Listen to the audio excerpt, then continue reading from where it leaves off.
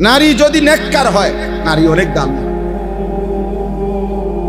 নারী যদি চরিত্রবান হয়, অনেক দামি।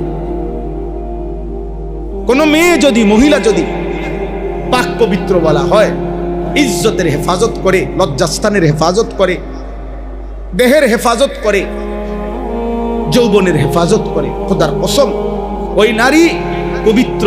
নারীর বরকতে আল্লাহ কোরআনে বলছে, ইন্নামা ইউরিদুল্লাহু লিইউযহিবা আনকুমুর রিজসা আহলাল বাইত।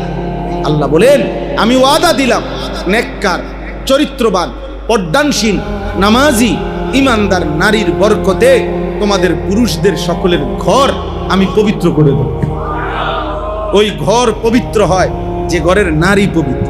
বেডি খারাপ, ওই ঘর টাইলসের উপরে দিয়ে যদি আবার আস্তর করেন, কাম হইতে হবে। বেডি অসৎ, বেডি যদি 2 নম্বর হয় তো শেষ। যার বউ, যার ঘরের মহিলা অসৎ, তার জীবন দুনিয়াতেই জাহান্নাম, তার জীবন শেষ। এটা এই জন্য তো আমরা বেশি ভয় করি। আমরা যে সমস্ত পোলাপাইন দিন রাত নারী দেখে, ছবি দেখে, মোবাইলের অশ্লীল দৃশ্য দেখে, নর্তকী দেখে, আহা বা তোর কপালে যদি এরকম একটা মহিলা পরবর্তীতে বিয়ের বউ হিসেবে জোটে তো বুঝবা কয় দিনে মাস যায়, সর্বোচ্চ 20 থেকে 22 দিনে। যদি এখন তো খুব মজা লাগতেছে, এখন মোবাইলের নর্তকী তো খুব মনে হয় যেই হাসি, সেদিন বুঝবা চরিত্রহীন নারী যদি তোমার কপালে জোটে, ঘরে আইয়ে, তো বুঝবা কয়দিনে মাস যায়, কয়দিনে সপ্তাহ যায়। দুনিয়া এরকম হাজার হাজার মানুষ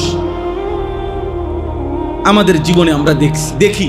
আমরা তো হুজুর, আমরা তো ওয়াজ করার কারণে বহু মানুষ আমগরে ভালোবাসে। কত মানুষের কত দুঃখের।